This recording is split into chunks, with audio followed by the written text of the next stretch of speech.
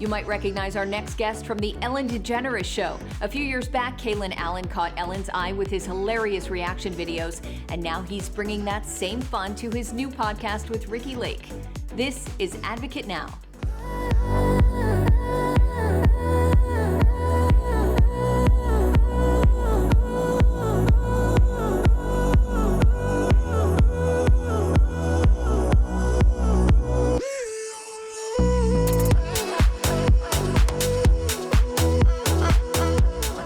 Kalen, so amazing having you with us. Thanks so much for joining us. Oh, thank you for having me. It's a pleasure.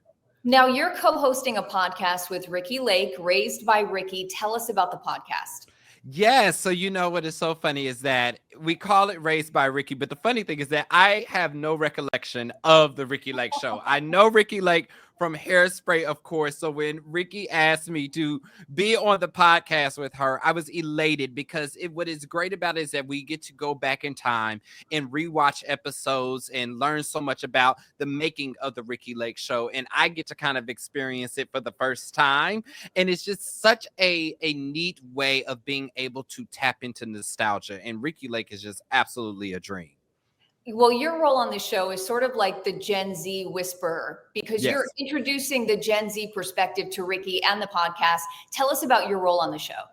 Yeah, so like I told you, is that I have no recollection of the show. And so for me, I come to it with a more of a critical eye to everything that is happening on the show. I look to see if it is dated. I unpack different topics that are being talked about. I compare it to other shows of that time. I also compare it to different shows that exist today, down and age. You know, I started at the Ellen DeGeneres Show, so being able to be in that talk show world gives me a different perspective that somebody else wouldn't be able to offer into the world because I understand it.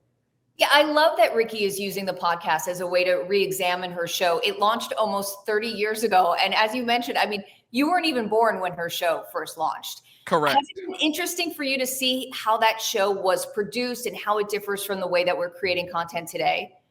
Oh, absolutely. And I think also what's interesting is the similarities. There are a lot of times when we bring on producers and we talk about how certain segments were produced or how they found people out in the world. And it's so similar to what I know as well.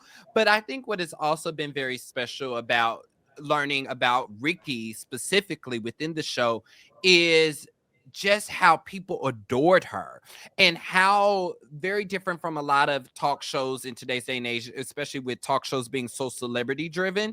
Ricky was kind of like the middle person.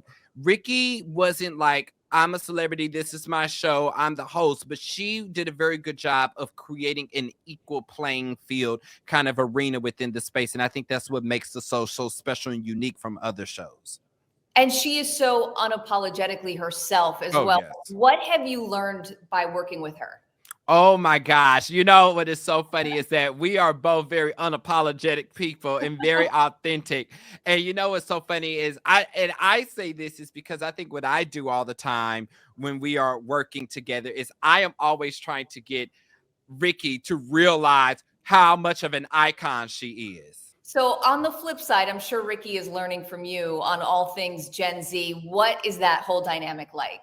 Oh, it's great. You know, a couple weeks ago, I was in Los Angeles and I went up to Ricky's house and Ricky was showing me like everything that she has from the past and photos of everything. And I think what's great is that as for myself, is that I am able to look at her almost as a mentor to be able to learn, especially because there's somebody that wants my own talk show and wants to be in that space, being able to be like, okay, this is how I want to do it, and this is what it should feel like, you know?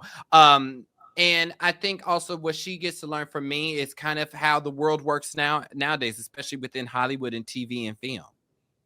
What are some, would you say, issues that you feel younger generations are really prioritizing right now? You know, well, I think what I appreciate about the younger generation is that we are very outspoken. We are very vocal. But I think what's different is that I think people were always vocal about things, but they never really had the resources and the ability to get it out into the world. And I think we have so many different platforms that allow us to bring attention to so many issues that now we are able to cover the basis for a lot of different things and a lot of modes of, you know, marginalized communities and oppression. So I think that's really great that we now have that outlet to be able to spread our voices.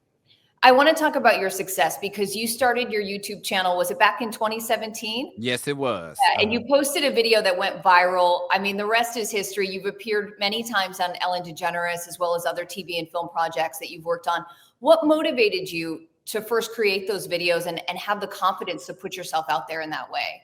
Well, the first videos were an accident. It wasn't something that I was planning on doing. And I think that it was some divine, manifestation that landed me to then work at the Ellen DeGeneres show. But I think from the moment that I got there, I realized that because it had happened in such an accidental way, I knew that clearly the purpose of it was bigger than myself. Yeah. And I think I always try to keep in mind that I wasn't put in this position by chance. There's a reason, there's a purpose, and I need to always be focusing on figuring out and fulfilling that purpose. I love that. And it's so true. What would you say continues to fuel you? And what advice would you give to others who want to do what you're doing? I always tell people is that we live in a society where there's very much a hive mentality. There are a lot of people that are trying to be just like somebody else. So they are creating their personas based off of what society says this box needs to look like or what this label needs to look like. And I tell people all the time, figure out what makes you different from the rest and let that be your driving force. Your uniqueness is your magic. Yes, that is the best advice. I love that. I just wanted to play a little game with you, right? Okay. Slang is constantly evolving. I remember when everyone used to say their eyebrows were on fleek. I mean, I personally wasn't really on board with that term, but we're not really using that phrase anymore. So we want to help everybody keep up with the trend. So I'm going to share some viral terms and then you can tell us if it's in or out. And if it's in, how should we be using it? Is that good? Okay. Yes. So the first one is glow up. Are we still using glow up? In. Yeah. It's in. Yes. It's in. Yeah. Okay. So like I'm having my glow up. Look at me. I'm currently. All right. Yes. Yes, honey, you glowing. All right, here's the next one. It's giving. In. It's in. How would you use that? I always am like if I see somebody and somebody's looking sick, like your hair, right? I'll be like, girl, the hair is giving. It's giving. Yeah. Okay. Now we know. The next one I feel like has been around for a little while. Stan. We still going? I don't like Stan. Yeah. I say out. Out. All right. Ghosting. I mean, yeah, that's still all over the place. Yeah, but like, come on, at our big age, I say out. Grow up. Okay, I know what you're gonna say about this one. Lit. I say it's in. You're really? Oh, I say it depends on how you use it. I don't like it when people say lit, like it's like, they've been drinking and they feel lit. I don't like it in that way. No, I like it when you're like right. I like when you've been like, oh, this is lit, Okay. All right. Slay. In. Slay is still in? Okay. Yes. Who don't love the slay, honey? That's true. We're always going to be slaying. Okay. How about shook? Oh, I say that all the time. So You in. say it all the time. All right. And final one, receipts. Oh, definitely in. I keep the receipts. Okay. Keep all the receipts. Okay. Oh my gosh. Kalen, thank you so much. That was so much fun. Thanks for being here and spreading so much Gen Z joy. Make sure to check out Kalen's podcast, Raised by Ricky. Thanks so much, Kalen. Thank you. I'm Sonia Baghdadi. Thanks for watching and advocating. For more stories and content like this, visit advocatechannel.com.